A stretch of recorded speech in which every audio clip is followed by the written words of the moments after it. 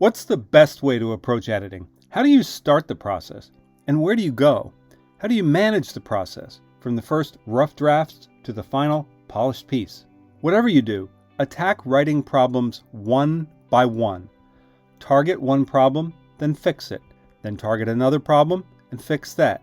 Deal with your problems one by one. So, what's the best way? Do you start with details like syntax and word choice? Do you check issues of simple right and wrong like facts and spelling? Do you assess your style, the flow of the piece? Or do you start with the bigger structure? Suppose you wanted to renovate your kitchen. Would you start by painting the trim and hanging art?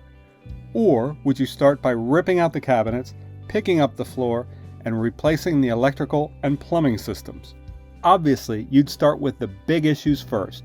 If you started with the details, you would probably have to undo your work. Okay, let's move through the distinct phases of editing a piece, from big to small. In this video, we're going to talk about the top 4 challenges. We're going to deal with the big issues first. All right, ready? Let's go. Step 1. Start with the big issues, then work your way to the details. Here's how. First, ask yourself, do you grab the reader right away? Then ask yourself, do you bring your story or other piece of writing to a clear conclusion? Start with the beginnings and endings of the whole piece. Ask yourself, do you grab the reader right away? Do you introduce the subject clearly and vividly? Then, do you bring your piece to a powerful conclusion? Take a look at the beginning of Ernest Hemingway's For Whom the Bell Tolls. In the opening scene, Hemingway pictures a soldier named Robert Jordan in a forest in Spain. He shows the soldier right away in the first 3 words. Then he describes the setting. He shows the soldier trying to get oriented, introducing another character. Is that a mill?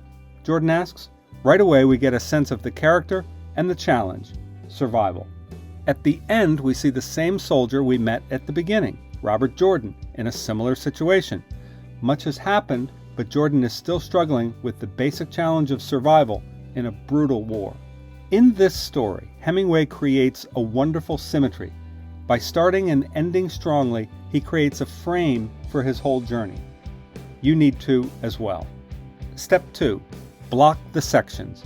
Identify all the key parts of your story, all of the fragments, all of the collections of paragraphs that explore common themes and issues. You know how actors choreograph their movements on the stage. Each block on the stage represents a different part of the whole scene. The blocks create spaces for people to do everything that happens in a story. In a similar way, we might block the major sections of a piece. Label each of the different sections. To do that, you need to know the point, the goal, the theme of the whole piece and of all the sections. So, label each section with a mini headline. That mini headline should capture the essence of what you're trying to say in those several paragraphs. Then and only then can you find the right sequence for your piece. Let's look at Ken Auletta's profile of Sheryl Sandberg in The New Yorker. Auletta explores how Sandberg, the COO of Facebook, has addressed the issue of sexism in the male-dominated high-tech industry. Let's look at 4 sections of the article, one by one. Part 1 introduces us to Sheryl Sandberg and how she was brought into Facebook after rising to the upper ranks of management at Google. Part 2 describes Sandberg's background, her educated professional parents, growing up in Florida, excelling at Harvard, becoming the protege of the high-powered economist Larry Summers, and eventually moving into corporate life.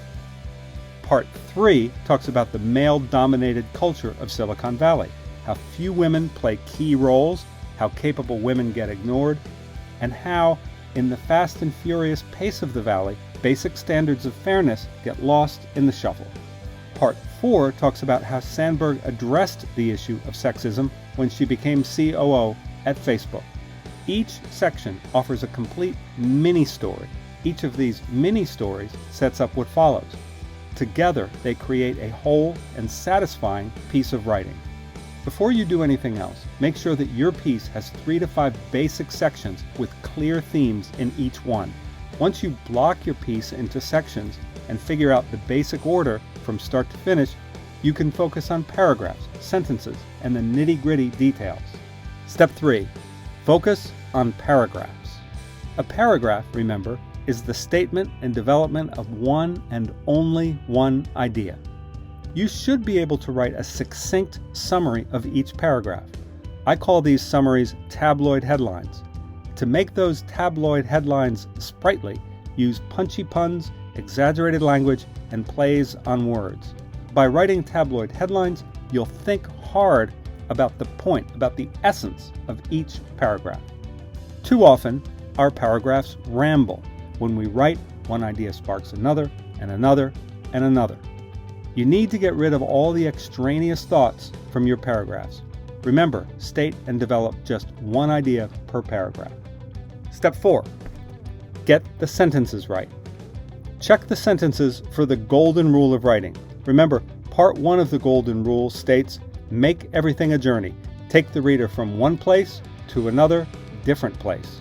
Part 2 of the golden rule is start strong, finish strong. Most important, state clearly who does what at the beginning of every sentence.